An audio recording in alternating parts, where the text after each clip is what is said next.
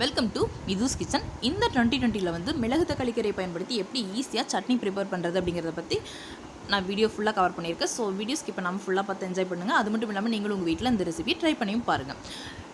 ஒரு அரைக்கட்டு மிளகு தக்காளி கீரையை வந்து ஒரு நல்லா க்ளீன் பண்ணிவிட்டு ஒரு 2-3 டைம்ஸ் வந்து வாஷ் பண்ணிவிட்டு ஒரு பிளேட்டில் வச்சுட்டேன். நெக்ஸ்ட்டு பார்த்திங்க அப்படின்னா ஒரு பேனில் 1 ஸ்பூன் மட்டும் கடலெண்ணெய் ஆட் பண்ணிக்கிறேன். கூடவே ஒரு 50 கிராம் சின்ன வெங்காயம், ஒரு 5-6 பூண்டு பற்கள், அது கூடவே 2 சின்ன சைஸ் வந்து தக்காளி ஆட் பண்ணியிருக்கேன். நீங்கள் உங்கள் வீட்டில் இருக்க மெம்பர்ஸை பொறுத்தும் நான் சேர்த்துருக்க எல்லா இன்க்ரீடியன்ஸையும் அதோட அளவுகளை வந்து கூட்டவோ குறைக்கவோ செஞ்சுக்கலாம். நெக்ஸ்ட்டு பார்த்திங்க அப்படின்னா ஒரு 1/2 ஸ்பூன் உளுந்து, 1/2 ஸ்பூன் கடலைப்பருப்பு, ஒரு பிஞ்ச் புளி, ஒரு வரமிளகா, 1/2 ஸ்பூன் மிளகு ஆட் பண்ணியிருக்கேன். காரத்துக்கு வந்து மிளகு அண்ட் வரமிளகா மட்டும்தான் நான் சேர்த்துருக்கேன். இது கூடவே ஒரு 2 ஸ்பூன் வந்து பச்சை நிலக்கடலை, வறுக்காமல் இருக்கும் இல்லையா, அந்த நிலக்கடலையை தான் நான் வந்து ஆட் பண்ணியிருக்கேன். கூடவே நாம் எடுத்து வச்சுருந்த அந்த மிளகு தக்காளி கீரையை வந்து உள்ளே சேர்த்துட்டேன்.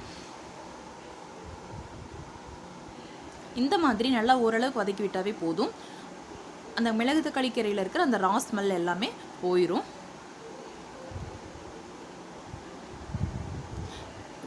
இந்த மாதிரி சுருள வந்து எல்லாத்தையுமே வந்து டோட்டலாக நல்லா ட்ரை ஆகிற வரைக்கும் நல்லா வதக்கி விட்டுட்டே வந்தோம்னா நல்லா வதங்கி வந்துடும். இதுக்கப்புறமா நான் வந்து ஒரு 1/4 மூடி தேங்காய் துருவல் அண்ட் ஒரு கொத்து கருவேப்பிலை ஆட் பண்ணியிருக்கேன். என்கிட்ட பச்சை கருவேப்பிலை இல்லை, அதனால் காய்ந்த கருவேப்பிலை தான் ஒரு கொத்து மட்டும் ஆட் பண்ணியிருக்கேன்.